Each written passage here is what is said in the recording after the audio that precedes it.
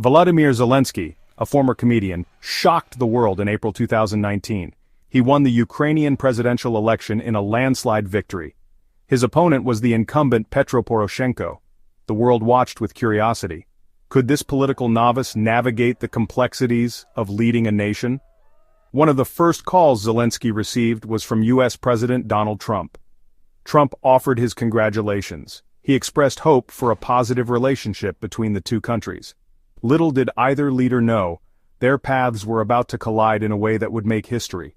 Zelensky was eager to establish a strong relationship with the United States. He saw America as a vital ally.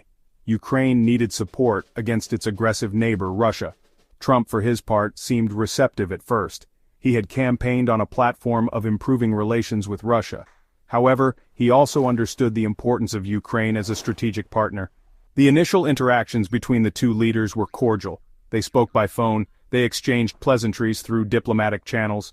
But beneath the surface, tensions were already brewing. The Trump administration was deeply divided on Ukraine policy. Some advisors, like then National Security Advisor John Bolton, urged a tough stance against Russia. They advocated for increased military aid to Ukraine. Others, like Trump's personal lawyer Rudy Giuliani, were pushing a different agenda.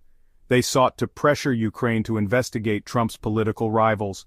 This internal struggle within the White House would soon spill over into the open. It would entangle Zelensky in a political firestorm he could never have anticipated. The world held its breath. A young, untested leader was stepping onto the global stage. A volatile and unpredictable American president was watching.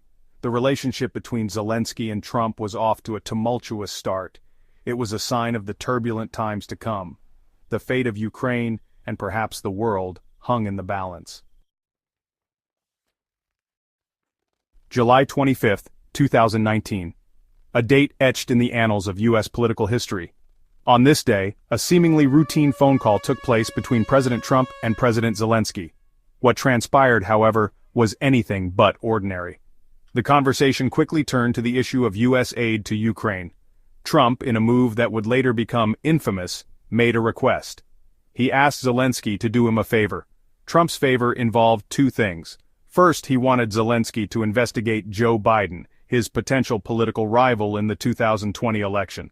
Second, he asked Zelensky to look into a debunked conspiracy theory involving Ukrainian interference in the 2016 election. The implication was clear. U.S. military aid to Ukraine, desperately needed to fend off Russian aggression, was contingent on Zelensky's willingness to play ball. Zelensky, caught off guard, tried to navigate the conversation carefully. He expressed his gratitude for U.S. support. He assured Trump of Ukraine's commitment to fighting corruption. News of the phone call sent shockwaves through Washington. A whistleblower complaint filed by an anonymous intelligence official alleged that Trump had abused his power.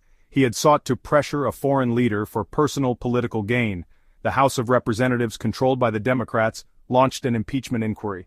The inquiry focused on whether Trump had withheld aid to Ukraine in exchange for investigations into his rivals. The impeachment proceedings dominated American politics for months. The nation was bitterly divided. Republicans largely defended Trump's actions. They argued that the phone call was perfect and that there was no quid pro quo. Democrats, on the other hand, condemned Trump's behavior as an impeachable offense. They argued that he had betrayed his oath of office by putting his personal interests above those of the country.